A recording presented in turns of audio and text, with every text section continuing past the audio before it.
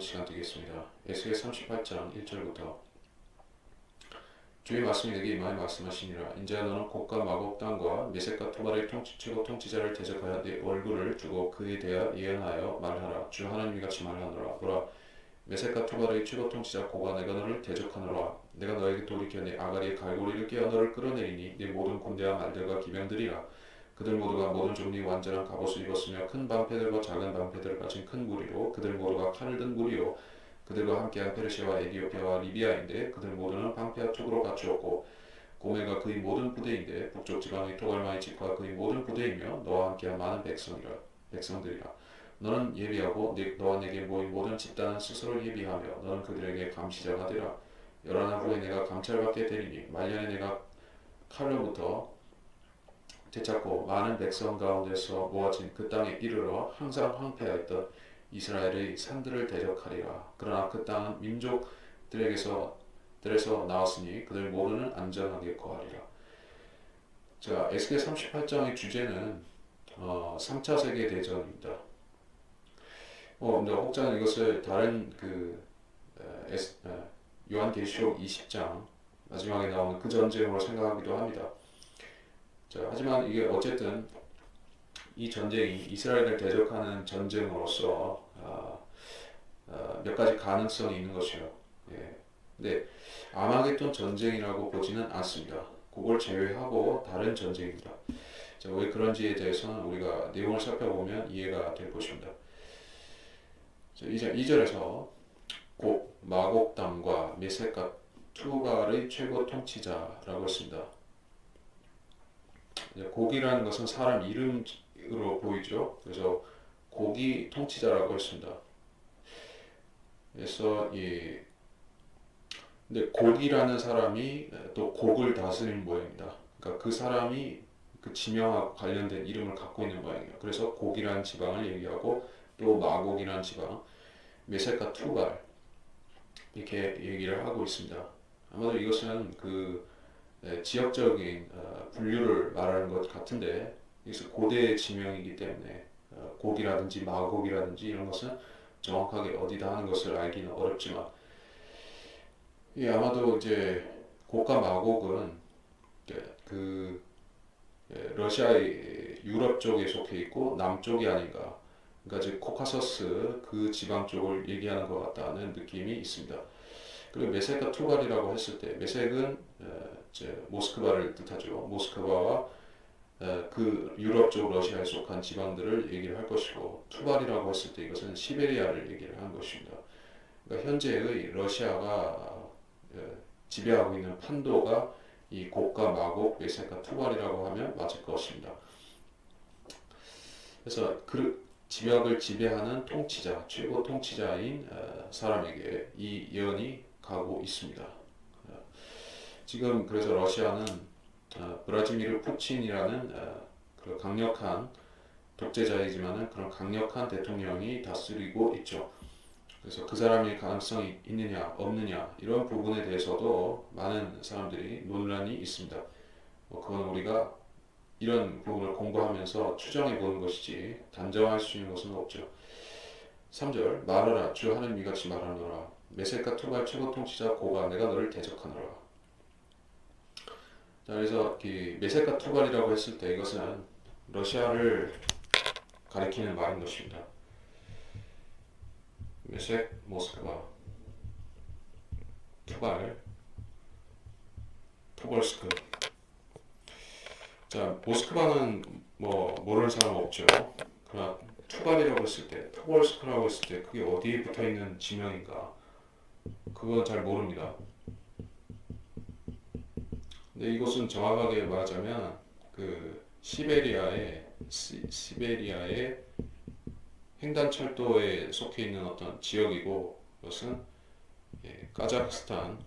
카자흐스탄의 위에 있습니다. 스탄 위에 위치해 있습니다. 공업이 발달해 있는 도시라고 하는데 잘 모르겠습니다. 저도 가보지 않아서. 자, 하여간에 이 지역은 시베리아에 속해 있는 것이기 때문에 메섹과 투발이라고 했을 때 그 시베리아와 유럽 러시아를 아울러서 가리키는 것 같다 이런 것입니다. 4절 내가 너에게 돌이켜 내 아가리에 갈고리를 꿰어 너를 끌어내리니 끌어낸다는 이제 표현을 썼습니다. 강제적으로 어쩔 수 없이 피치 못하게 의도치 않게 그렇게 이스라엘을 쳐들어오게 된다는 말씀입니다. 이것은 좀 이상한 표현으로 들리죠. 러시아가 누구한테 끌려다니는 그런 나라는 말인가? 사실 러시아는 이제 과거의 전쟁의 형태들을 보게 되면 주로 이제 일부 전쟁들, 그러니까 나폴레옹 시대의 전쟁들을 제외하고는 대부분 이제 수성하는 전쟁을 많이 했었습니다. 그게 좀 이해가 되는 부분은 이제 2차 대전 때 유럽을 향해서 진공한 그런 그 부분인데 그것도 엄밀히 말해서 이제 히틀러에 대한 반격이었지 자기들이 먼저 쳐들어간 것은 또 아니었습니다. 그래서 러시아라는 나라는 이제 이렇게 거북이 목같이 이렇게 숨으려는 속성이 있지, 그래서 수성전을 하려고 하는 속성이 있지, 먼저 자기들이 대담하게 쳐들어가는 나라는 또 아닙니다. 네, 여기서 그렇게 묘사를 하고 있어요. 이 때문에 그것이 이례적이고 또 하나님께서 이 러시아라는 나라를 어쩔 수 없는 상황으로 만들어서 중동으로 쳐들어가게 하시는 것이냐 이런 느낌입니다. 그래서 내 모든 군대와 말들과 기병들이라. 자, 이 군대는 기병들이 포함이 되어 있는 군대입니다. 기병이라고 하면 러시아에서 제일 유명한 그 까자크들이 있죠. 까작들. 그 사람들은 이제 코사크라고도 하는데 이제 2차 대전 때도 이제 맹활약을 했었습니다. 근데 현대에 와서 이제 기병의 역할은 이제 고조적인 역할로 줄어들고 이제는 고조적인 것도 이제 없고 대부분 이제 차량화된 그런 형태로 되어 있지 말을 쓰는 군대는 잘 없습니다. 거의 없습니다. 근데 이게 예외가 되는 경우는 더러 있습니다. 특수한 상황, 즉 아프가니스탄 같은 경우에서 보면은 그 온통 다 험주나 산지로 되어 있기 때문에 그런 데서 작전을 하기 위해서는 무슨 전술 차량, 험비, 뭐 장갑차 이런 것들이 기동하기가 상당히 어려운 지형들이 많이 있다는 것이죠. 그런 데서는 당나귀를 씁니다. 당나귀. 그 탈레반들도 당나귀를 쓰고 미군들도 당나귀로 이제 군수물자를 운반도 하고 그렇게 하는 경우가 있습니다.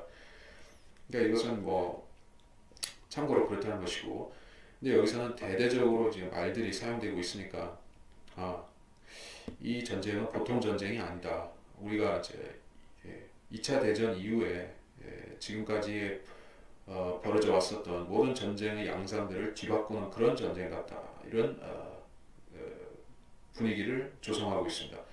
2차 대전 후에 전쟁의 양상은 핵으로 갔죠.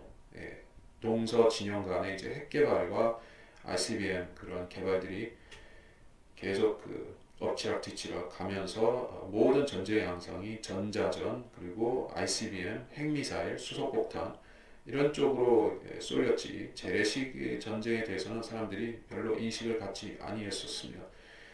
물론 그런 사이에서도 계속해서 베트남전이라든지 뭐 이라크전이라든지 여러 재래식 전쟁들이 발발했었지만은 사람들이 이제 앞으로 인류의 걱정거리는 재래식 전쟁보다는 핵 전쟁이다 이런 생각을 갖고 있는 것입니다. 그래서 이란의 핵 문제에 사람들이 민감하고 북한 핵도 그래서 민감하죠.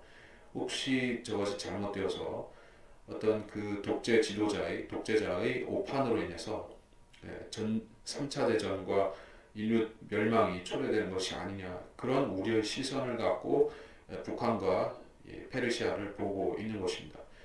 자, 근데 중요한 것은 그런 전쟁이 과연 일어날 것이지만은 그것은 이제 3차 대전까지는 아니다는 것이에요. 3차 대전은 오히려 이런 재래식으로 치러지는 것이에요.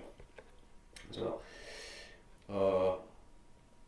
한국도 이제 그렇습니다. 뭐 이건 참고로 얘기하는 것이 한국도 점점 이제 군사를 줄이려고 하죠. 점점 정보화시키고 뭐 정보화를 촉진시키고 전자전으로 가고 뭐 EMP라든지 또는 뭐 이지스함 이런 식으로 이제 그 정보화 시대의 군을 만들겠다 이렇게 얘기를 하면서 뭐 해병대도 줄인다고 하고 병력 수를 줄이려고 하죠. 근데 이제 대환란으로 가까이 가면 갈수록 이제 재래식 군사력이 강한 나라가 짱이 되는 것이요. 소위 말해서 짱이 되는 것입니다. 중국이 그런 나라죠. 중국은 이 지구상에서 제일 많은 육군을 보유한 나라일 것입니다. 러시아는 미국보다도 훨씬 많습니다. 근데 그 군대가 결국 대환란, 7년 환란 끝에 가면은 그 마지막으로 병력을 뽑아내는 소스가 되기도 하죠. 동방에서 오는 그 대군을 형성하기 때문에. 자, 이 전쟁에서 대군이 동원되는데 그것은 기병대들이다. 이렇게 말씀하고 있습니다. 그들 모두가 모든 종류의 완전한 갑옷을 입었으며, 그러니까 중세시대 기사들이 입었던 그런 갑옷 아시죠? 그 체인 아머가 있고, 잠시.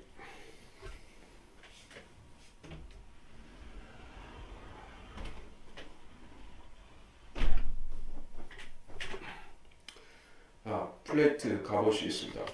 기사들은 이제 두 가지를 병행하기도 하는데, 그 스키타이족들은 이제 플레이트보다는 체인 아머나 이제 그 가죽 갑옷을 선호하지만은 그 유럽의 기사들은 특히 티턴 기사단이라든지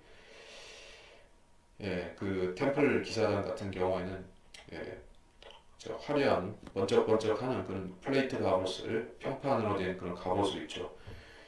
하여튼 뭐 평판이든 뭐 체인 아머든 간에 이들은 갑옷을 입고 있습니다.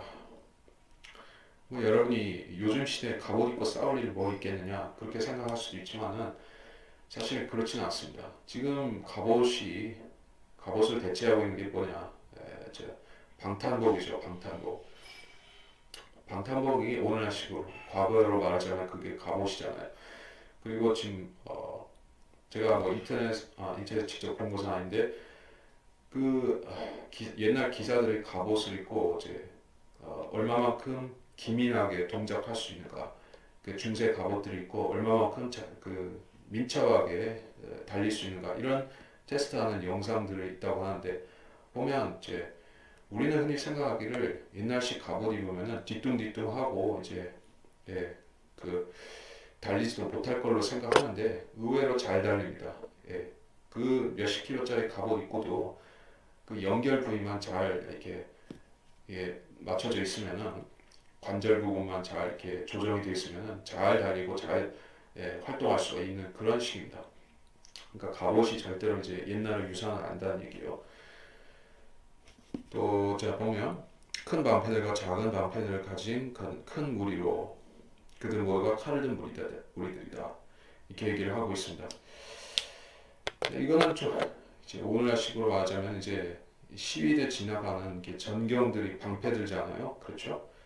큰 방패 들죠. 주로 이게 로마 병사들이 드는 큰 방패 같은 거 들죠. 그리고 이제 작은 방패는 이제 뭐 지금 전 그렇게 활용되는 것은 없지만은 이런 방패들을 들었다는 것은 이제 이 군대가 그 육해 공군을 다 동원했을 뿐 아니라 뭐 다 싹 다 긁어 모았다는 뜻이에요. 뭐 그런 전투 경찰 같은 게 잡다한 세력들이 다 모였다는 소리입니다. 즉 이 러시아가 이스라엘을 공격할 때 그 뽑아낼 수 있는 모든 병력 다 뽑아서 온다는 얘기죠.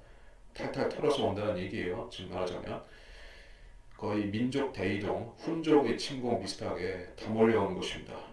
이런 전쟁 20세기에 아직 없었죠. 지금까지도 없습니다. 5절 그들과 함께는 페르시아, 에티오피아, 리비아이다. 자, 이 나라들은 지금 현재 현존하고 있는 그런 나라들입니다. 페르시아는 이란이요, 에티오피아는 에티오피아고 리비아는 또 리비아죠. 자, 이 나라들이 어떤 나라들입니까? 지금 현재 페르시아는 반이스라엘, 그리고 이슬람, 에티오피아는 과거에는 친미이자 기독교였기 있었는데 지금은 좀 바뀌었습니다. 지금은 이제 이슬람 세력이 많이 확장이 돼서 거의 이슬람화돼 가고 있는 중입니다. 나중에는 이슬람 국가가 돼서 이스라엘을 공격할 수도 있을 것이요.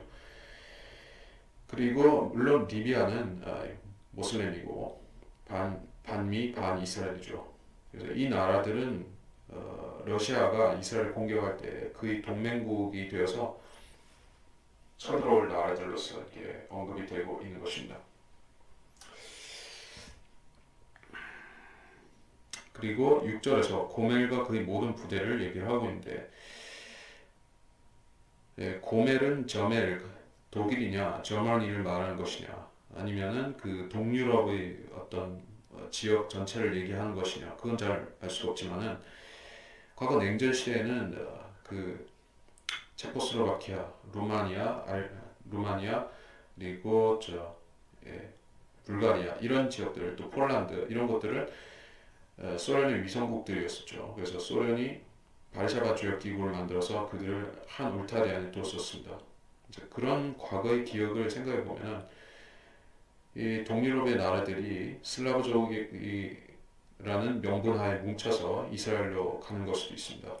그렇죠? 전체 다 슬라브족들이 한 뭉태기가 되어서 이스라엘을 치는 것일 수도 있죠. 그러면 동유럽까지도 다 포함한 개념일 수도 있습니다. 물론 독일은 거기에 들어갈 수도 있어요. 북쪽 지방 토갈마의 짐과 그의 모든 부대이다. 토갈마는 어디입니까? 모릅니다. 그렇죠? 모릅니다. 토갈마는 어떤 그 서시베리아가 아니라 스텝 지역, 우크라이나니 이런 스텝 지역이 있죠. 코카서스 지역의 그런 스텝 지역, 유목민족들이 살았었죠. 거기 스쿠디아인이라고 하는 그 스키타인들이 살았었고, 그런 그 유목민들이 사는 지역을 말하는 것 같습니다. 너와 함께한 많은 백성들이라. 자, 이 사람들은 그래서 무엇을 하기 위해서 모인 것입니까? 이스라엘을 공격하기 위해서 모인 것이요. 이 사람들의 이념적인 모토가 뭔가 같기 때문에, 지향점이 같기 때문에 모였겠죠. 무엇을 지향점으로 해서 모였을까요? 공통점이 단지 이스라엘을 대적하는 그 이유 때문에서 그렇게 할 수 있는 것인가?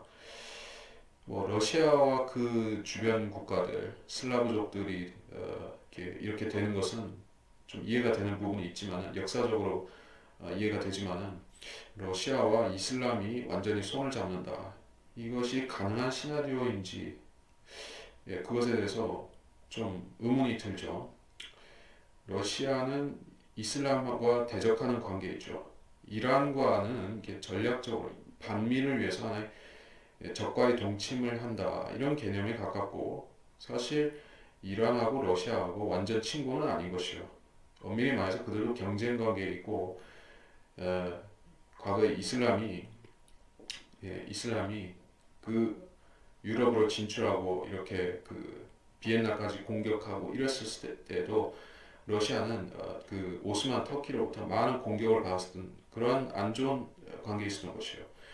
페르시아하고 친하지만은 아주 친구는 아니다 이게요. 그렇다면 무슨 이유로 해서 애들이 하나가 될 수 있는 것인가? 그 이유에 대해서는 우리가 좀 뒤에서 몇 구절 뒤에서 보게 될 것입니다. 7절에 너는 예비하고 너와 내게 모인 모든 집단은 스스로 예비하며 넌 그들에게 감시자가 되라. 전쟁 준비를 미리 갖춰 놓는다는 얘기입니다. 갑자기 벌어지는 것이 아니라 이들은 언제일지 모르지만은 반드시 이스라엘을 공격할 것을 상정하고 전쟁 준비를 해 놓았었다는 것입니다. 러시아는 지금 그 재래식 군사력을 복구하고 있죠. 과거 구소련 시대에 있었던 그 낙후된 것을 다 현대식으로 교체하면서 탱크도 또 전투기도 다 새로 만들고 있죠. 무엇을 위해서 그들이 그렇게 하는지 아십니까? 유럽을 대적하기 위해서 그렇게 하는 것은 아니에요. 유럽은 전혀 전쟁 준비 자체가 되어 있지를 않습니다. 굉장한 나태와 안일주의가 또 그리고 부정부패와 또 성적 타락에 빠져서 헤어나지를 못하고 있음에도 러시아는 무엇을 위해서 그 군사력을 다시 증강을 하고 있는 것이냐는 것이요. 중국을 위해서 그렇게 하느냐, 미국과 싸우려고 그렇게 하느냐? 아닙니다. 미국과 싸우려고 하면 그 해군과 공군과 또 ICBM과 이런 부분으로 전쟁하는 것이지 육군 대 육군으로 붙을 일이 별로 없습니다. 러시아하고 미국이 싸운다고 할 때 육군 대 육군으로 싸울 일이 얼마나 되겠습니까? 근데 뭐하러 육군을 다시 증강을 하죠? 이거는 전적으로 이스라엘 때문에 그렇게 하는 것입니다. 이 전쟁을 상정하고 그들은 준비하고 있는 것이요. 그래서 너와 내게 모인 모든 집단들도 스스로 예비한다 이렇게 하고 있습니다. 그래서 이 나라들은 즉 그 페르시아와 에디오피아, 리비아와 고멜과 토갈마 이런 나라들은 전부 러시아로부터 그 군비를 지원받고 있다는 것이요. 아마도 비밀리에 그렇게 한다는 뜻이겠죠. 그래서 러시아는 지금 자국산 무기들과 군함들과 또 잠수함들과 뭐 탱크들과 이런 것들을 세계 그 과거에 이제 친미로 분류될 그런 나라들까지 다 팔려고 하고 있죠. 그래서 동남아시아에도 무기 거래를 하고 있고 인도에도 팔고 물론 중동에는 계속 팔고 있죠. 그래서 이 나라들은 전부 다 러시아식 군사 제도, 러시아식 군대 편제, 러시아식 무기 시스템으로 다 되어 있는 것이요. 이 나라들이 그렇다는 것입니다. 에디오피아와 리비아와 페르시아. 그래서 이 나라들은 러시아가 전쟁을 벌이면 아주 유기적으로 작전을 벌일 수 있는 그런 군사 제도가 완비되어 있는 것입니다. 예. 그래서 감시자가 되라. 그러니까 러시아의 역할은 이 전쟁의 주동자이자 이 연합 세력이 와해되지 않도록 그들을 통제하는 그런 감시 통제관의 역할을 하게 될 것이다 하는 이야기입니다. 러시아가 이런 규모의 전쟁을 수행해 본 적이 아직까지는 없죠. 아직까지는 없다는 얘기예요. 러시아는 러시아 단독으로 싸우면 싸웠지 이렇게 잘 해본 적이 없습니다. 그래서 그 유럽의 전쟁판에 끼어들 때는 곁다리로 끼어들다시피 그렇게 했었지 자기가 주동이 되어서 이렇게 장기판의 말들을 자기가 여기저기 놓으면서 그렇게 주동해서 싸우는 나라가 아니었었는데 이제 갑자기 이렇게 되는 것이요. 그러니까 사람들이 이런 걸 예상을 못한다는 얘기예요. 러시아가 군사력이 세다는 것은 사람들이 정치가들과 분석가들이 인정을 하는 부분이지만은 러시아가 이렇게까지 능수능란하게 연합 세력을 이끌고 전쟁을 일으킨다. 그것이 근시일 내에 가능한 이야기인가 이렇게 생각할지 모릅니다. 그거는 잘 모르고 하는 이야기죠.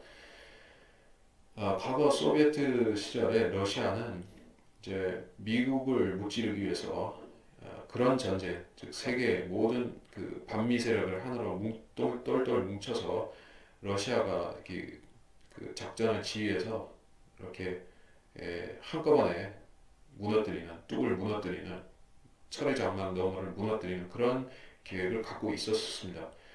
그래서 사실 핵전쟁이라는 것은 핵경쟁이라는 것은 명분상 이제 명목상이었었고 실제 핵전쟁을 전면 핵전쟁을 일으키면 양쪽 다 초토화되기 때문에 인류 멸망이 초래되기 때문에 그렇게 할 생각 자체는 없었고 그것은 하나의 예방 차원에서 해놓은 것이고 실제로는 이런 식의 전쟁을 도발해서 재래식 전쟁으로 무너뜨리려고 했었던 것이에요. 그래서 그것이 거의 되려고 했던 시점에 이제 미국이 레이건 대통령이 등장해서 스타워즈 계획을 가동시켰었죠. 그래서 그때 우주 개발에 또 이제 공격용 무기를 우주에 배치하는 그런 혁신적인 계획에 막대한 자금을 투입하면서 소련의 경쟁심에 불을 질렀던 것이요. 그 그대로 놔뒀다가는 러시아가 꼼짝없이 얻어터지고 전쟁이 일어나면 꼼짝도 못할 상황이 되기 때문에 어쩔 수 없이 러시아는 그 재래식 군사력에 대한 투자를 상당 부분 빼고 이제 스타워즈에 대응하는 쪽으로 갈 수밖에 없었습니다. 근데 이미 경제가 고립되고 무너져가는 상황에서 이제 재래식 전력도 누수가 생기고 스타워즈는 이제 따라가려고 하다가 이제 뱁새가 황새에 따라가다가 가랭이 찢어지는 격으로 해서 제대로 되지도 않고 그래서 소련과 그 연합 세력이 붕괴가 되고 말았던 것입니다. 그런 역사를 우리가 돌이켜볼 때 러시아가 과거의 교훈을 되새기지 않았겠느냐 하는 것이요. 그들이 앞으로 전쟁을 차기 전쟁을 벌인다면 어떤 식으로 벌이겠냐 하는 것입니다. 그들은 절대로 핵전쟁을 선택하지 않습니다. 그것은 미국도 아마 알고 있을 것이요. 그들은 재래식으로 전쟁을 벌일 것인데 이런 의외의 허를 찌르는 방법으로 버릴 것이 여기에 나와 있습니다. 자, 8절 열한 후에 내가 감찰받게 되니 말년에 내가 칼로부터 되찾고 많은 백성을 가운데서 모아진 그 땅에 이르러 이스라엘 산들을 대적한다 이렇게 하고 있습니다. 열한 날 후에라고 했기 때문에 이제 시대가 한번 바뀌어야 된다는 얘기죠. 이제 에스겔의 시대를 기준으로 하면은 시대가 하나 바뀌어야 됩니다. 교회 시대로 넘어가는 것이요. 네. 그래서 교회 시대 끝이나 대환란 시작이나 이런 시점에 전쟁이 일어나게 됩니다. 예. 그래서 네가 감찰받게 되리니 말년이라고 했어요. 열한 날 후라고도 했고 말년이라고도 했습니다. 좀 모호한 언급이 될 수가 있습니다. 그래서 무엇이 말년이고 무엇이 열한 날 후라는 얘기냐? 왜 이렇게 시점에 대해서 우리가 추리를 하기 힘들게 되어 있느냐? 네, 근데 사실 추리하기 힘든 것만은 아니고 이 상황을 보면은 우리가 언제겠다 하는 것을 짐작이 가능합니다. 어떤 때냐? 그 말년이라는 때가 그때는 칼로부터 되찾고 자 이스라엘 땅이 유대인들에게 다시 돌아갔다는 뜻이에요. 많은 백성 가운데서 모아진 유대인들이 전 세계에서 복귀해서 살고 있다는 뜻입니다. 항상 황폐하였던 이스라엘 산들을 대적하리라. 지금은 황폐하지 않고 다시 장미꽃처럼 피어나오고 있는 그 이스라엘의 땅이죠. 그 산들이죠. 그 땅은 민족들에서 나왔으니 자, 유대인들은 문자 그대로 세계 모든 민족들 가운데 흩어져 있다가 다시 나와서 이스라엘 나라로 돌아갔습니다.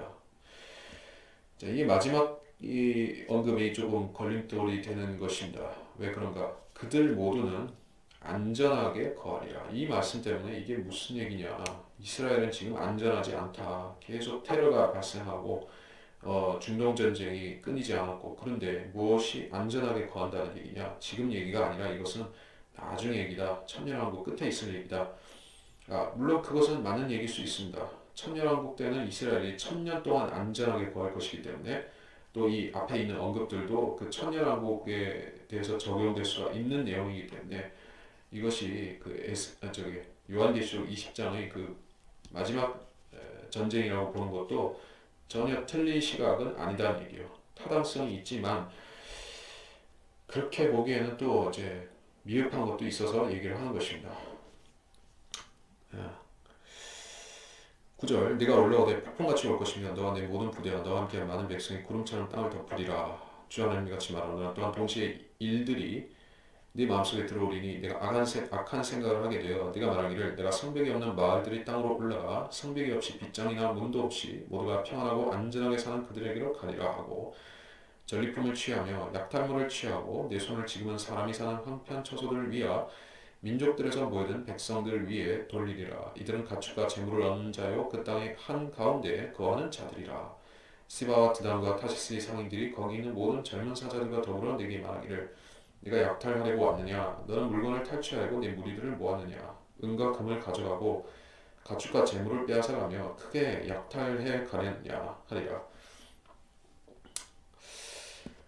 자, 9절은 너가 올라온 것이 폭풍같이 올 것이다. 자, 폭풍은 어떻게 올라옵니까?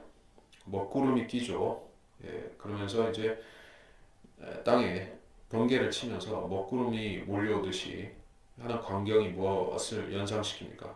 이제 하늘을 새까맣게 덮은 폭격기들, 전폭기들, 장거리 폭격기들, 헬기들, 이런 각종 비행기들이 공중을 폭풍같이 덮고 몰려오는 모습을 생각할 수가 있겠죠.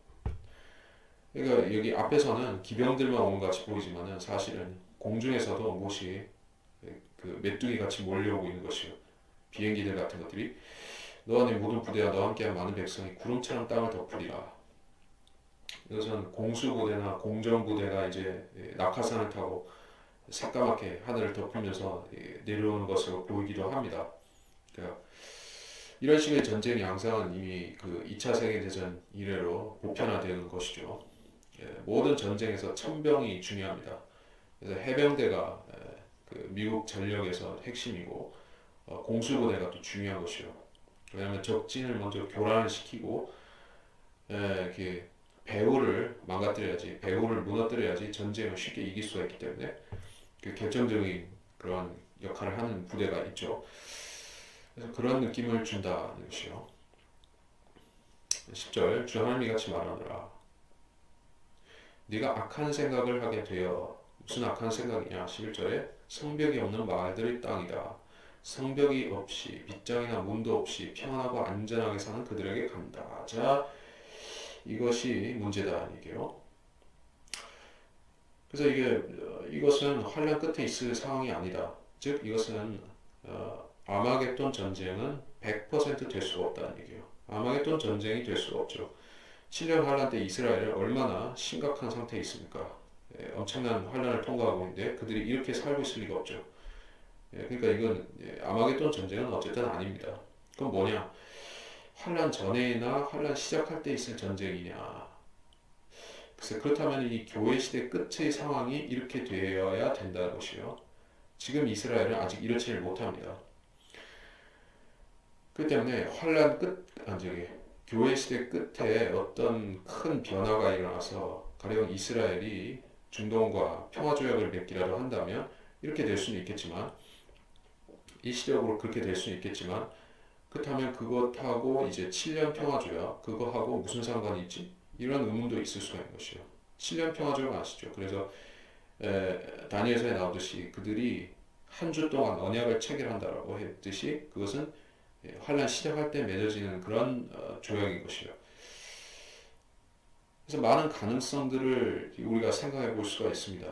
이것이 교회 시대 끝과 어떤 휴거 시점에 일어나는 전쟁이라고 하면 휴거가 일어나기 전에 이스라엘이 이렇게 평화로워져야만 되는 것이요. 잘 믿어지지는 않는 일이지만 그렇게 되어야만 합니다. 하지만 그런 조짐은 아직까지는 없습니다. 예. 둘째는 이것이 7년 평화조약이 이미 체결된 후에 또 발생하는 전쟁이다. 적그리스도가 7년 평화조약을 체결하죠. 그런데 이 전쟁이 발생했다라고 하면 이것은 7년 환란을 시작하는 그런 쯤에 일어나는 전쟁이 될 것입니다. 그것은 이 앞의 경우보다는 조금 더 설득력이 있을 법합니다. 근데 세 번째 경우는 이것이 아예 천년왕국 끝에 있을 전쟁, 즉 요한계시록 20장에 그 곡이 일으키는 사탄이 조장해서 일으키는 그 전쟁이다. 이렇게 생각할 적에는 뭐 이건 큰 문제가 없습니다. 이건 전체적으로 천년왕국이 지나가 있는 일이니까는 우리 시대하고 상관없는 전쟁이 되겠죠. 그렇다면 이런 이례적인 상황, 성벽도 없고 빗장도 없고 평안하게 살고 이런 부분이 이건 천년왕국의 평화로운 그런 분위기다 하는 것으로 생각할 수가 있으니까 아무 문제가 없어집니다. 11절 지금은 사람이 사는 황폐한 처소들 민족들에서 모이는 백성들을 위해 돌려라. 이들은 이제 부자가 되어서 그 땅의 한 가운데 거하는 자들이다. 자, 이 표현이 조금 청년왕국의 냄새를 피우고 있습니다. 그 땅의 한 가운데.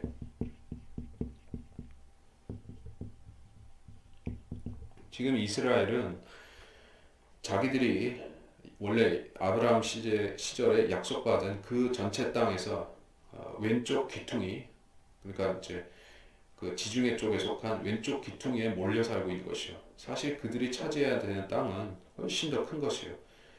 이제 유프라테스강 하구에서 나일강 하구 또 그 터키의 아라라트산 그런 지역까지 삼각형 모양의 거대한 땅을 그들이 차지할 것인데 지금 그들이 차지한 땅은 그 땅 중에서 한 10%도 되지 않은 것이에요. 10% 미만인 것입니다. 그러니까는 그 땅의 한가운데 거한다고 하는 것이 아브라함에게 약속한 전체 땅을 얘기하는 것이냐. 그렇다면 이거는 천년왕국이 맞겠죠. 이 시대가 아니라 천년왕국이겠죠. 그래서 이게 가능성이 팽팽하게 나뉘는 것이요. 어느 하나라고 단정하기가 힘들 정도입니다. 13절 시바와 드단과 타시스의 상인들이 거기는 모든 젊은 사자들. 자, 이게 또 무슨 얘기냐?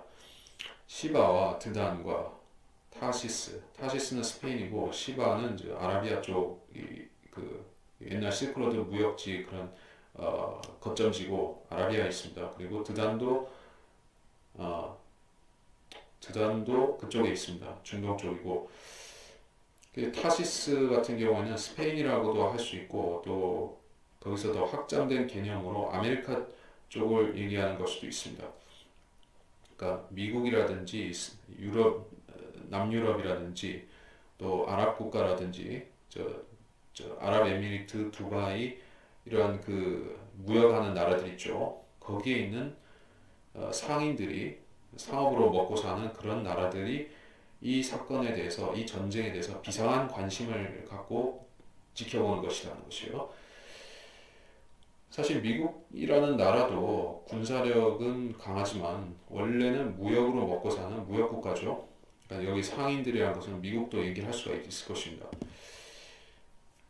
거기 있는 모든 젊은 사자들과 더불어 젊은 사자들이라고 했을 때 이것은 이제 사자는 대영 제국하고 관련이 되는 짐승입니다. 그래서 영국의 국가 표지, 국가 표식이 이게 사자가 있죠.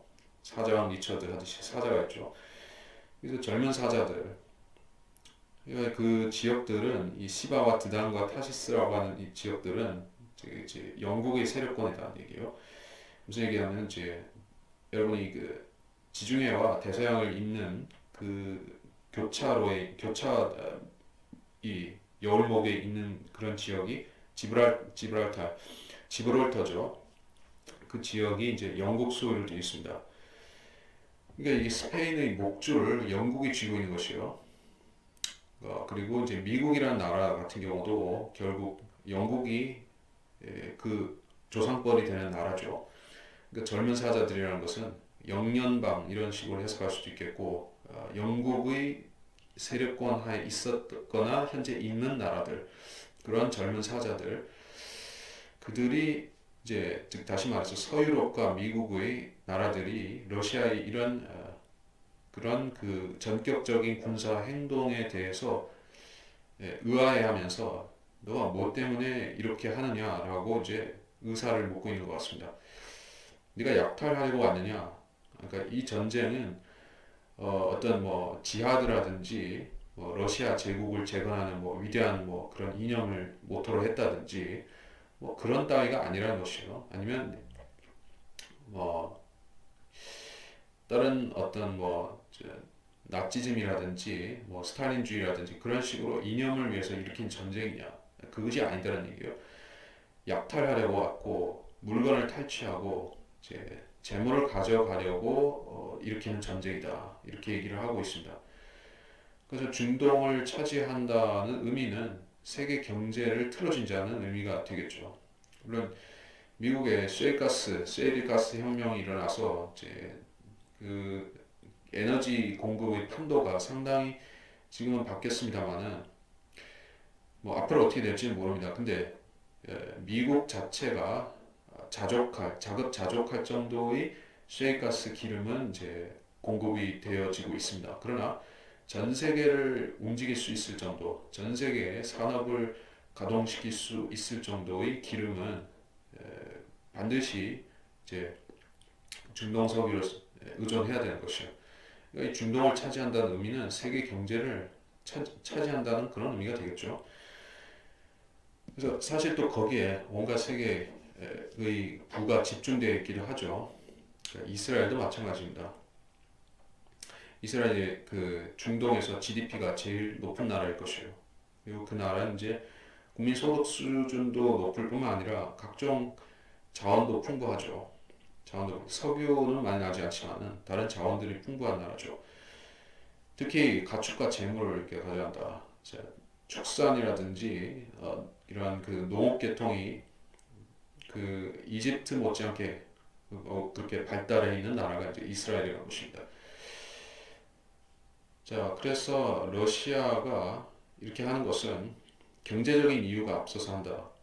그리고 다른 나라들도 물론 반이스라엘이라는 명분은 내세울 수 있겠지만은 또 유대인을 몰아내자라는 척살하자라는 명분은 걸겠지만은 그들의 목적도 결국 약탈에 더 쏠려 있다. 그러니까 여러분이 십자군 전쟁의 역사를 좀 들여다보면은 그렇습니다.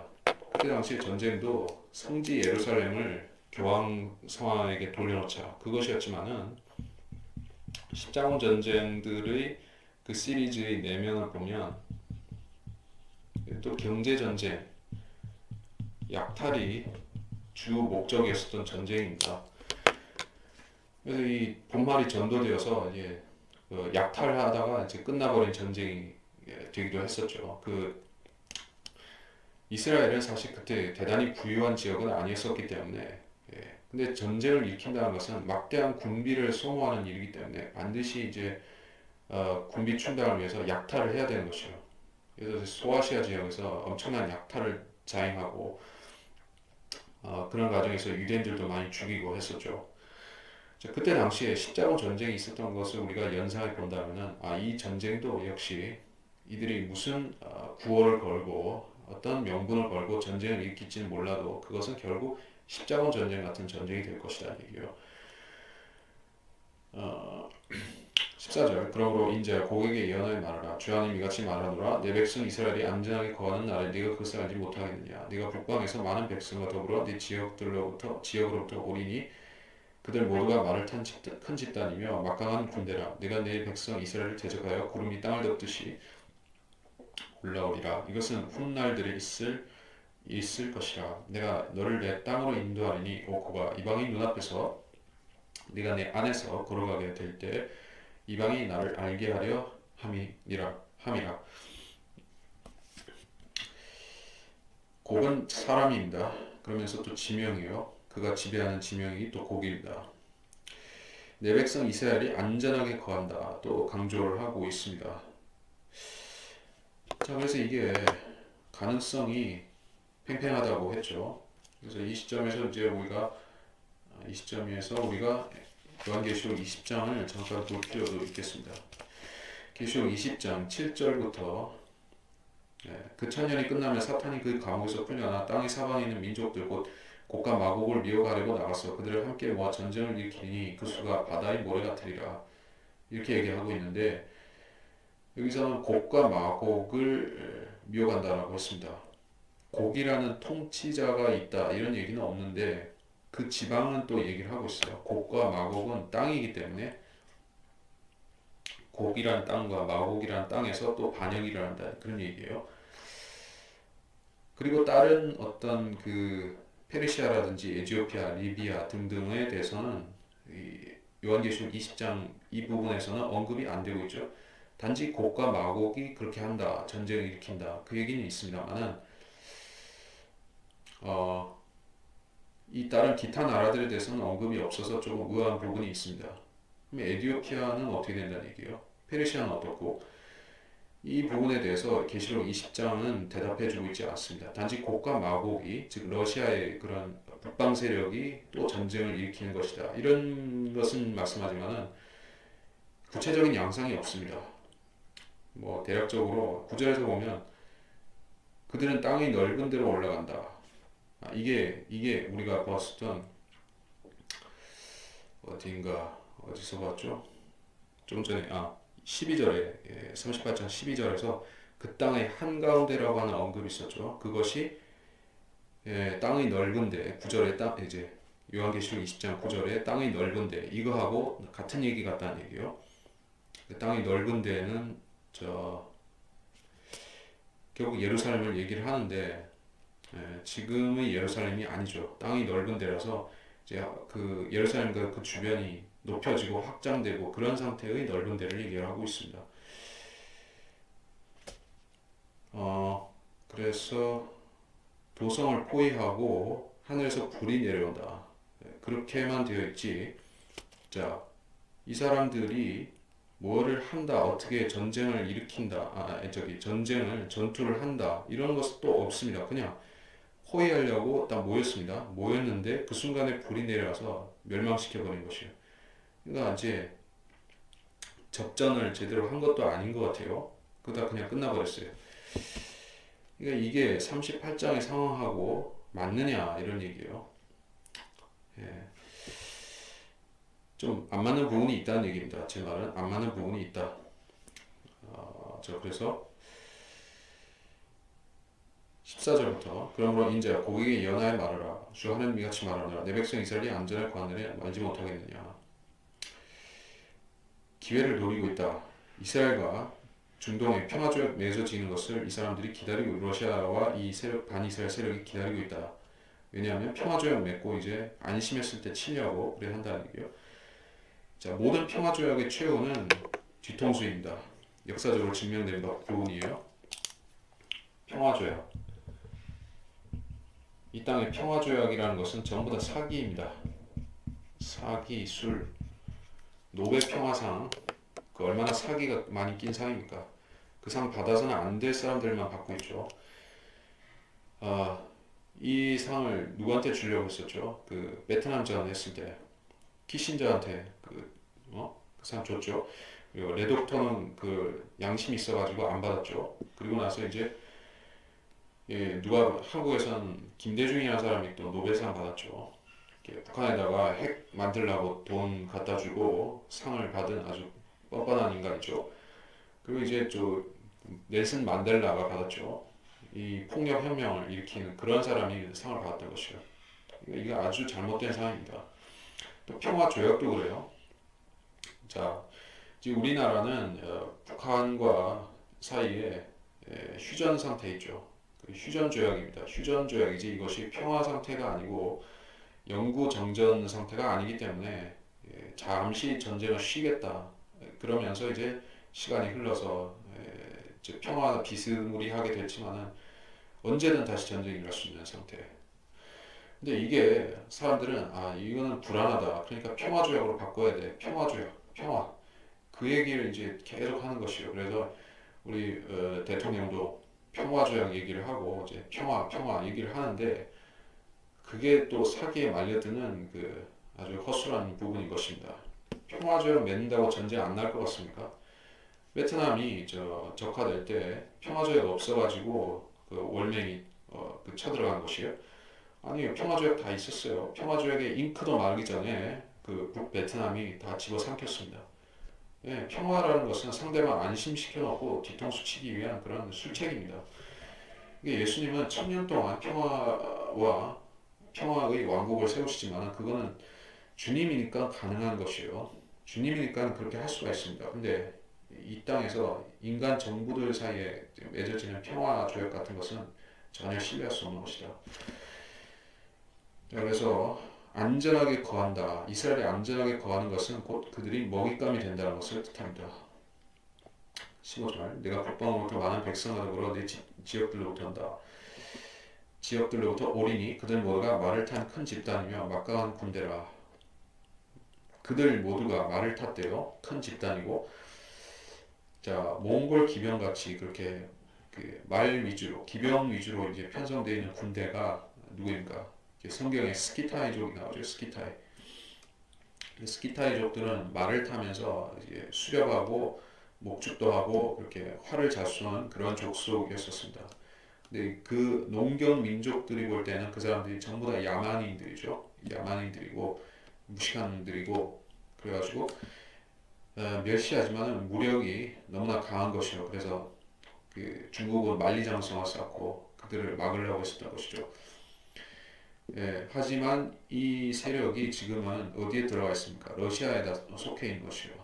그 과거에 스키타이 기병들이 말 달리던 지역에는 지금 뭐 카자흐스탄이라든지 우즈베키스탄이라든지 키르기스탄, 투르크메니스탄 이런 스탄들의 나라들이 있죠. 전부 다 이 코사크 기병들이 말 달리던 지역들에 지금은 몽골족들과 코사크족들이 후예들이 이제 거기에 나라를 세웠습니다. 이제 그 나라들이 이제 러시아를 도와서 쳐들어올 때 그들은 전부 다 거대한 기병 집단을 이뤄서 몰려온다는 것입니다. 그들 모두가 말을 탄 집단 막강한 군대라. 11절 내가 내 백성 이스라엘 대적하여 구름이 땅을 덮듯이 올라오리라. 이것은 훗날들이 있을 것이다. 또 훗날들이라고 했을 때 이제 8절에서 여러 날 후에라는 언급하고 또 좀 유사성이 있죠. 네, 훗날들 추가가 됐어요. 훗날들. 자, 우리가 무엇을 생각해야 되느냐? 이 훗날들이라고 한 것은 이것이 한 번이 아니라 두 번 일어날 수 있다는 얘기예요. 그러니까 복수로서 훗날 들이죠. 여러 날 후라고 했던 것도 그렇고 말년이라 했던 것도 잠깐 아니야. 이 여러 날 후라든지 말년이라는 것은 어쩌면 이건 단회적인 일회적인 것일 수도 있지만 훗날들은 그렇지 않죠. 두 번이 될 수가 있고 뭐 혹은 세 번도 될 수 있는 근데 두 번이라고 보는 것이 맞겠고 그렇다면 이 38장은 1번 3차 대전 2번 5차 대전 5차 대전 이것은 천년왕국 끝에 있을 전제 3차 대전 이제 대환란 때 있을 전제 그 두 가지를 같이 예언하고 있는 것 같다는 얘기예요. 제가 3차 5차 얘기했는데 4차 세계대전은 물론 4차 세계대전은 아마겟돈이죠. 그러니까 1번과 2번을 같이 얘기한 거 아니냐. 그러니까 훗날들에 있을 것이라 이렇게 복수를 쓴 거 아니냐는 것입니다. 내가 너를 이 땅으로 인도하리니 오 고가 이방인 눈앞에서 내가 내 안에서 거룩하게 될 때 이방이 나를 알게 하려 함이라. 내가 네 안에서라고 했어요. 네 안에서. 이 사람들이 구원받은 사람이라서 예수님이 그 사람들 안에 계신가요? 그런 의미가 아니죠. 네 안에서 거룩하게 될 때. 그러니까 이들은 이제 이스라엘을 위해서 이스라엘을 대속하는 대속 제물 같은 역할을 하는 것이요. 희생 제물 같은 역할을 하는 것입니다. 이 사람들 자체는 자기들이 이스라엘 멸망시키기 위해서 쳐들어온 입장이지만 하나님 편에서는 이들은 이스라엘 민족의 죄 때문에 그 각이 뜨이는 그런 염소 같은 처지에 있는 것이요. 그러니까 자기들이 죽을 자리인 줄 모르고 들어가서 여기에 하나님께서 이들을 제물로 삼아버리는 것입니다. 그래서 네 안에서 거룩하게 된다라는 그런 희생 제물에 관한 표현을 썼습니다. 이방이 나를 알게 하려 함이라. 자, 이 부분에 대해서 조금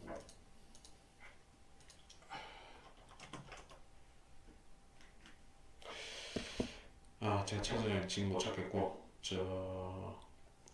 17절 주 하나님 이같이 말하노라 너는 내가 옛날에 내 종 이스라엘 선지자들로 너에 대해 말하게 했던 그 사람이 아니냐.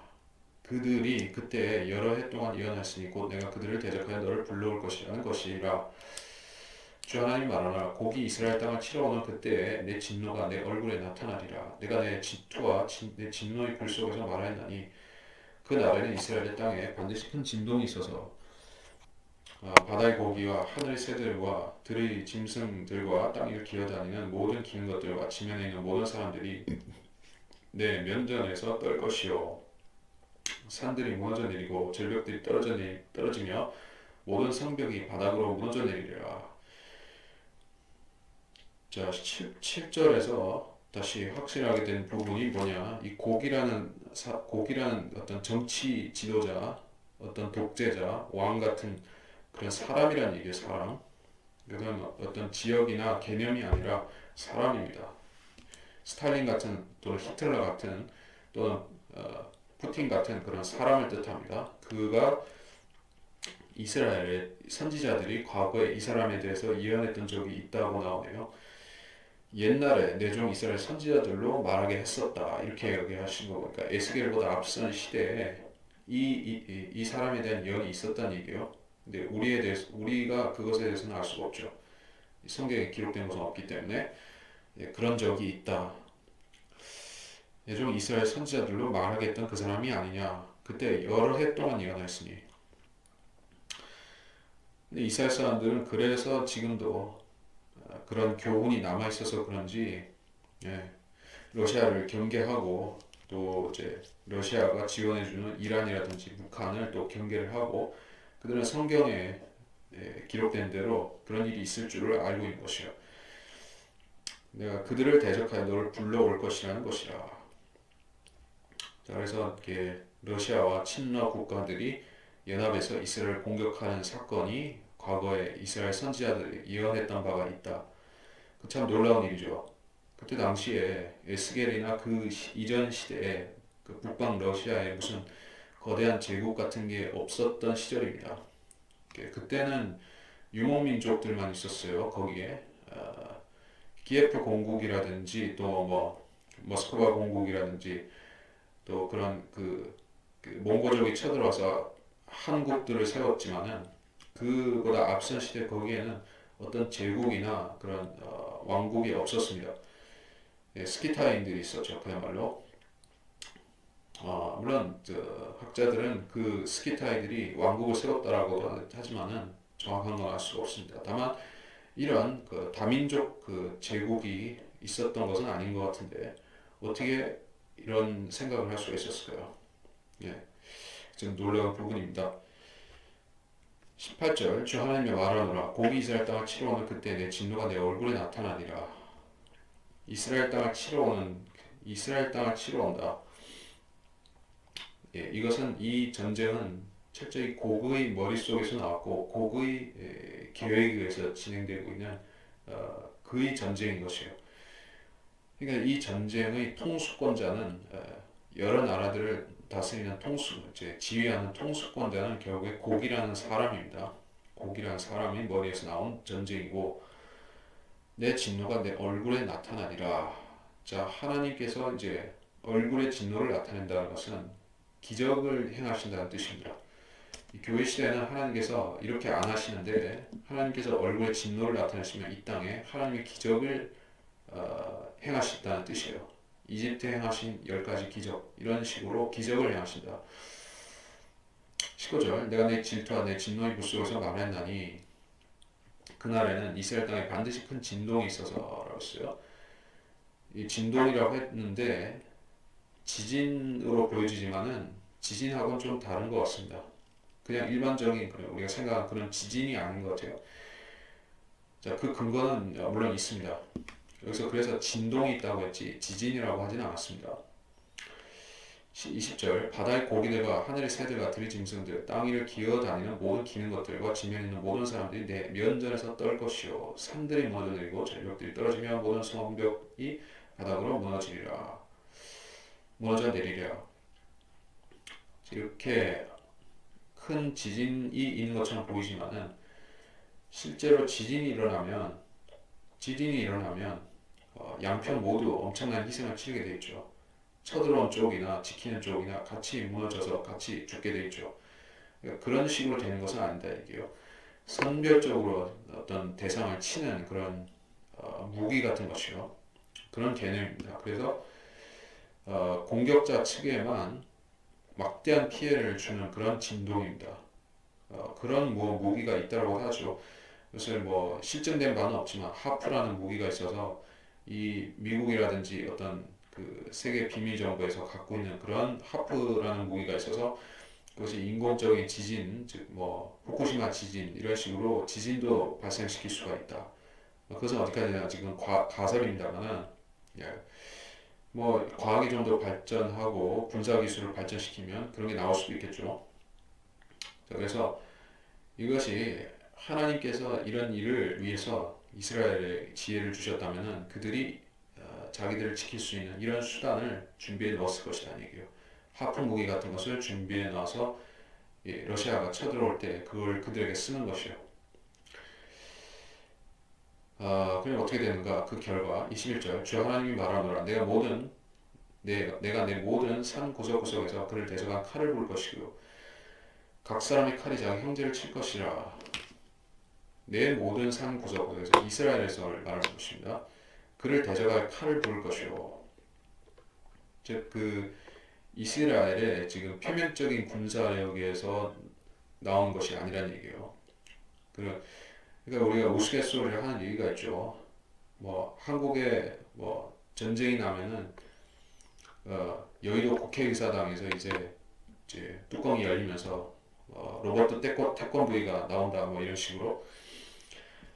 그러니까 각 국가들이 표면적으로 유지하는 그 군사력이 있고 감춰둔 비장의 무기가 따로 다 있습니다. 사실 그래서 미국이라든지 러시아, 중국, 특히 미국 같은 경우에는 그들이 가진 표면적인 전력 외에 외부에 공개되지는 않지만 이제 개발하고 있는 엄청난 신무기들이 있다는 얘기예요. 근데 그것은 막상 전쟁이 일어나야지 뚜껑이 열리고 뚜껑을 열어보고 나올 수가 있는 것이지 그 전까지는 철저히 비밀에 붙여서 알 수가 없습니다. 그러니까 이스라엘도 아마 그런 어떤 획기적인 뭔가를 갖고 있는데 아직 풀지를 않은 것입니다.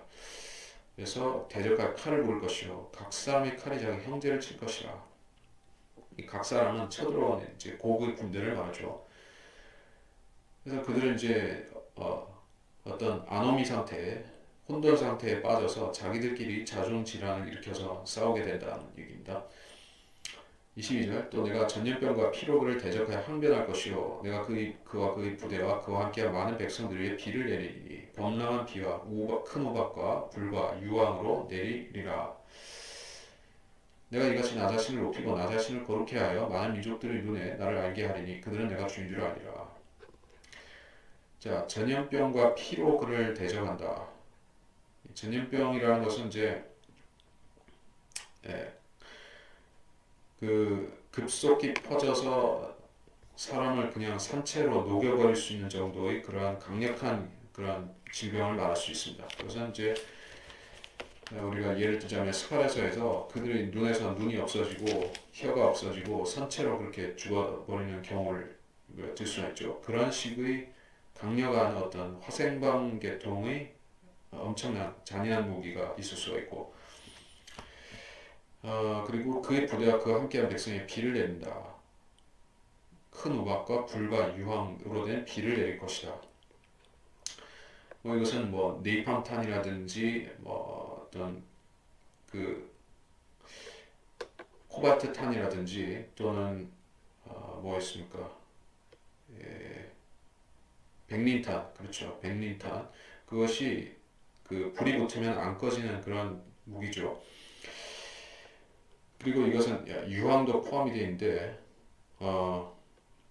이것은 소돔과 고모라에 내렸던 그런 불비와 같이 하나님께서 이제 그런 직접적인 재앙을 거기 내리실 수도 있겠죠.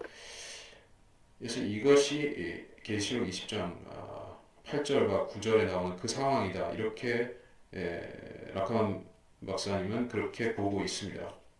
그렇게 보고 있어요. 근데 뭐 그것이 맞을 수도 있고 틀릴 수도 있는 부분이 있습니다. 왜 그러냐 하면 이제 전염병과 피로 이런 부분도 그렇고 이거는 계시록 20장에 없으니까 그리고 여기서는 이제 그와 그의 부대와 그의 백성들 위에 이런 식으로 불비를 쏟는다고 했지 우주적인 불비를 쏟는다라고 하지는 않았죠. 그건 없습니다. 계시록 20장의 불비는 이게 이 군대 위에만 내리는 불비라는 게 아니라 우주적으로 태워버리는 불인 것이요. 그건 우리가 베드로후서에서 재확인할 수가 있는 부분이죠. 그는 우주적인 비가 내린 불비가 쏟아져서 우주가 불타버리는 것이지 이 고국의 군대 머리 위에만 쏟아지는 것이 아니다는 얘기예요. 그러니까 계시록 20장하고 약간의 차이가 있다. 약간의 차이가 아니라 큰 차이가 있다는 것입니다.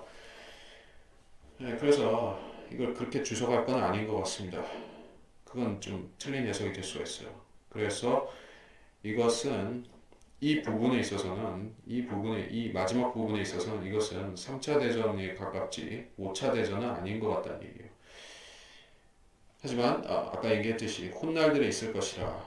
그러니까 이거 5차 대전도 중복된 내용이 있을 수는 있지만 여기서 한 7, 80%의 내용들은 대부분 3차 대전에 대해서 다루고 있고 거기에 약간 중첩해서 계시록 20장의 상황도 조금 그 분위기가 나타나고 있는 것은 맞습니다. 중첩된 부분이 있어요. 왜 이런 식으로 말씀을 하셨을까요? 또 이름도 헷갈리게 왜 곡이 두 번 나오는 얘기예요. 여기도 곡이 나오고 계시록 20장에도 곡이 나와서 이 곡이 저 곡인지 저 곡이 이 곡인지 헷갈리게 만들어놨느냐. 헷갈릴 게 아니라 사실은 러시아를 지금 이스라엘을 공격할 세력인데 두 번 그렇게 할 것이다 라고 말씀하는 것이에요. 그러니까 천년왕국이 지나도 러시아는 이제 마음을 바꿔먹지 않는다는 얘기입니다. 사람의 죄성도 그렇고 이 어떤 민족성도 그렇고 잘 안 바뀝니다. 이제 한국 사람들, 한국 민족은 원래는 이스라엘하고 친화적인 족속이죠. 과거에 그랬다고 하죠. 근데 지금은 남한은 이스라엘에 친하지만은 북한은 이스라엘의 원수가 됐죠. 자, 그것만 보더라도 이제 민족성이라는 것은 좀처럼 안 바뀌지만은 마귀가 개입해서 이렇게 돌려놓을 수도 있습니다. 그래서 이게 두 번 말씀한 것이다. 제가 강조를 했습니다. 제가 조금 더 얘기할 수 있는 어떤 부분인가? 아까 얘기했었던 성벽이 없고 빗장이 없고 평안하고 안전하게 거한다. 11절에서 하신 말씀에 대해서 조금 더 얘기를 하도록 하겠습니다. 자, 중동평화회담은 지금 어디까지 와 있는가? 중동평화회담의 최종 목적지는 어디에 맞춰져 있는가? 그것에 대해서 좀 얘기를 해야 될 것 같습니다. 그러니까 이것은 크게 봐서 이제 미국 정부가 중동평화를 추진했던 미국과 중동평화 어떤 관계에 있는가? 이거부터 생각할 필요가 있겠죠.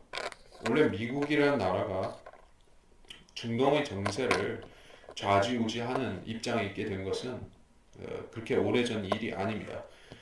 2차 세계대전 그때까지만 해도 중동의 이해 당사국은 프랑스와 영국이었었습니다. 그들이 거기에 식민지와 위임 통치령을 갖고 있었고 그들이 중동 정세를 좌우하는 그런 주요 국가였었던 것입니다. 근데 이제 2차 대전으로 인해서 영국이 개털이 돼버렸죠. 프랑스는 더 개털이 돼버렸죠. 그러니까 그 지역에 이제 미국이 들어간 것이에요. 미국이. 그리고 또 러시아가 들어갔습니다. 그래서 이 중동 평화라는 것은 이제 러시아, 미국, 이스라엘, 그러니까 미국과 한편 먹은 이스라엘, 그리고 러시아와 한편 먹은 모슬렘 독재자들, 독재 세력. 그러니까 모슬렘 근본주의가 있고 모슬렘 독재 세력이 또 있습니다. 그 시리아의 아사드나 과거 리비아의 가다피 같은 경우에는 모슬렘이긴 하지만 친러시아였죠. 그래서 그 사람들은 이제 종교 독재를 하기보다는 공산주의식 그런 군국주의 독재를 추구하는 세력이 있었습니다. 그래서 그 사람들하고 그 독재자들하고 러시아가 한편 먹고 미국과 이스라엘 그리고 이게 여기 전략적 파트너로 양념처럼 낀 존재가 뭐 쿠웨이트라든지 사우디 이러한 그 외곽 세력을 같이 끌어모아가지고 대립을 하고 있었습니다. 그래서 표면적으로 볼 때는 중동 국가들이 이스라엘을 금방 잡아먹을 것 같이 그런 위협적인 형국이었었지만은 냉전 시대에는 미국이라는 든든한 울타리가 있었고 그 러시아와 친러시아 세력을 미국이 견제해 줬기 때문에 이스라엘은 지금까지 무사할 수 있었고 또 나라가 발전해 왔던 것입니다. 근데 그런 형세가 점점 이제 바뀌어 지형도가 정치적 지형도가 바뀌어져 가고 있습니다. 이제는 절대적인 우방도 없고 절대적인 적도 없고 적과 아군이 상당히 모호해져 가고 있는 형국이 도래했습니다. 그래서 모슬렘들이 엄청나게 춘추전국식으로 각계 분열해 버렸죠. 그래서 이제 근본주의가 등장하고 또 새로 대두되고 아이시스 세력. 사실 아이시스 같은 경우는 음모론에서는 그것은 어떤 CIA라든지 이런 미국이 조작했다는 얘기도 있지만은 하여튼간에 분명한 것은 모슬렘 세력이 이제 너무나 혼란스럽게 되버린 것이요. 그 와중에서 러시아도 같이 혼란에 빠졌죠. 대체 얘를 지원해줘야 돼, 쟤를 지원해줘야 돼 이렇게 헷갈리게 된 것이요. 그러니까 지금 하나님께서 그렇게 해놓으신 것은 그 중동 평화 그 조약을 진척시키기 위해서 러시아와 모슬렘의 힘을 빼신 것이요. 하나님께서 그들을 약화시켜 놓은 것입니다. 이 자들이 러시아라든지 이제 모슬렘 세력이 강력해지면은 이스라엘하고 평화조약을 맺겠습니까? 안 맺겠습니까? 이 공산주의자들의 특성이 뭐냐면은 자기들이 힘이 셀 때는 절대로 평화조약 같은 거 안 맺습니다. 자기들이 수세에 몰렸다, 자기들이 위험에 처했다 이렇게 하면 우리 싸우지 말고 평화조약 맺자, 우리 그만 싸우자, 우리는 사실 전쟁 싫어하고 우리는 평화를 좋아해 이렇게 공산주의자들은 위장 전술로 나오는 것이에요. 그러니까 과거에 북한도 그렇게 했었죠. 자기들이 그 어려운 국면에 처하면은 평화 공세, 평화 전술로 나와가지고 한국 그 여론을 분열시키려고 하기도 하고 그렇게 했었습니다. 러시아나 뭐 다 마찬가지로 공산주의 나라들은 그런 식으로 합니다. 그래서 위장 평화 조약이 이제 체결될 것이라는 얘기예요. 완전한 평화 조약이 체결되는 것이 아니라 위장된 평화, 예, 그게 될 것이다. 이게 이스라엘이 과연 필요한 부분이냐? 이스라엘에 있어서는 사실 그들이 성전을 짓기 위해서 이거를 해야 됩니다. 성전을 짓기 위해서 그들은 중동 평화를 해야 돼요. 일시적인 평화라도 그들은 이제 마련해야만 됩니다.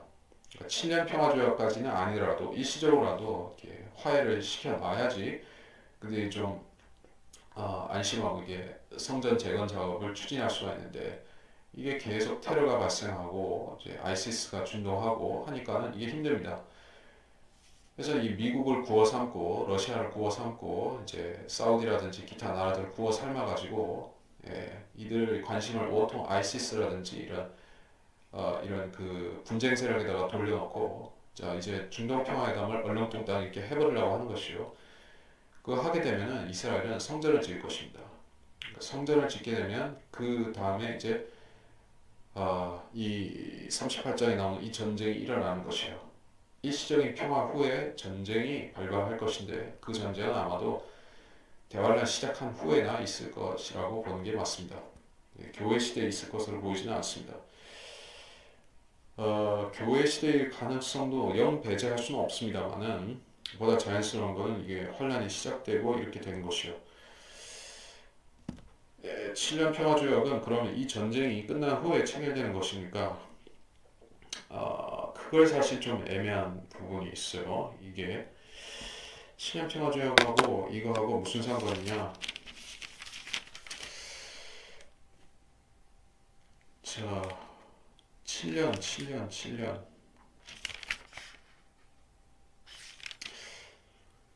그러니까 이 전쟁이 끝나고 무슨 일이 있을 것이다 이런 얘기는 또 없지만은 약간 여지가 있어요. 23절 같은 경우에 보면 이같이 나 자신을 높이고 나 자신을 거룩해 하여 많은 민족들의 눈에 나를 알게 하리니 그러니까 이것은 민족들에게 교훈을 주기 위한 목적이지 세상을 끝장내기 위한 전쟁이 아니란 얘기예요. 이 전쟁이 끝나도 세상 체제는 계속 이어져 가는 것을 볼 수가 있습니다. 그래서 이것이 대화가 시작돼 있을 것인지 교회 시대 끝에 있을 것인지 그런 것은 모르겠지만은 이 전쟁이 끝난다고 세상 끝나는 것이 아니란 얘기예요. 그래서 스코필드 박사라든지 다른 세대주의에서는 대부분 이것을 교회 시대 끝에 있을 또는 환란 시작할 때 있을 3차 대전으로 보는 것이 보편적입니다. 근데 왜 유독 피터 라크만 목사님은 그렇게 해석하지 않고 이것을 천년왕국 끝에 있을 그 전쟁이다라고 해석을 했을까요? 그런 몇 가지 그런 걸림돌 구절들이 있었죠. 분명히 있었습니다. 특히 그 11절이라든지 11, 12절 이런 부분에서 이들이 평화롭게 살고 있다.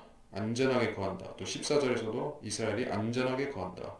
하고 있기 때문에 이거는 이 시대 상황하고는 매칭이 안 되는데 이거는 교회 시대일 수가 없다. 이것은 천년왕국 때 이스라엘이 1000년 동안 평화를 누리는 그것을 얘기한다. 이렇게 해석한 것이에요. 그러니까 그 락한 목사님의 주장이 그래서 일리가 있는 것입니다. 하지만 또 이게 다른 구절들을 보게 되면 이 38장이 꼭 계시록 20장의 내용에만 국한되는 것으로 보이지 않는 것이 분명히 있기 때문에 우리는 그 양쪽 모두의 해석을 버릴 수는 없습니다.